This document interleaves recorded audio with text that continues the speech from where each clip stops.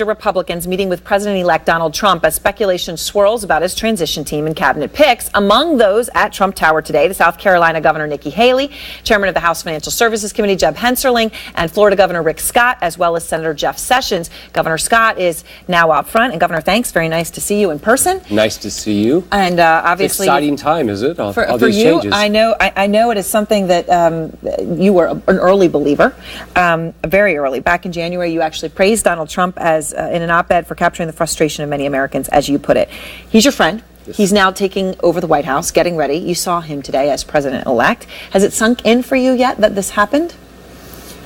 You know, it's pretty exciting now that I have somebody I can call. I know Mike Pence. I can call Mike. I know Reince Priebus. It's totally different than the last 6 years. I've been governor for almost 6 years.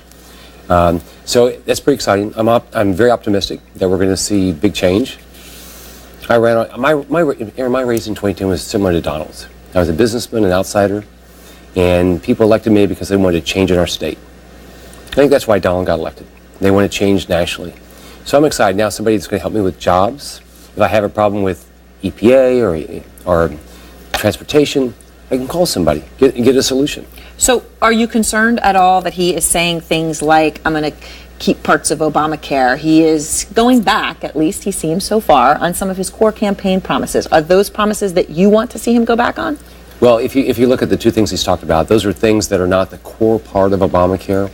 There are things added at the end to get some votes. They're the expensive parts of Obamacare. Well, you know, the real expensive part's exchange, you know. But, you know, look, the pre-existing condition, everybody understands that. The allowing people to stay on their parents' policy, that makes some sense. But the real cost is the exchanges, the mandates, the taxes. That's the real thing that has to be changed. We've got to reduce cost. That's the problem with healthcare. It's all cost. I was in the healthcare business. It costs too much. So and the way you do that, you get competition, allow people to buy the insurance they want, sell across state lines, things like that. All right, so you would support that. When you were with President-elect Donald Trump earlier today, you tweeted out a couple of pictures that you took together. One of them was a selfie. What was it like inside the meeting? How much time did you get? How is it operating up there right now? Is it sort of one person in? I know it's a big office. It's a very big office, windows on both sides, some overlooking Central Park. Is it just you and him, and then how long? I met with President-elect Trump and Reince Priebus. And I was probably there for 45 minutes. I've been there quite a bit. I've been there in the past. His office is not as big as you think. But what's exciting today is he's focused on repealing Obamacare. He's focused on finding really good people to be in his cabinet. And is he open to picking people who have said horrible things about him, whether it be a Mitt Romney or other people? Is he going to be open to people who are not, as he perceives them, loyal to him? I'm not sure, but here's what you think about it. Americans voted for change. This is the Trump administration. They're going to get change. I think whoever he picks, it's going to be what he believes in.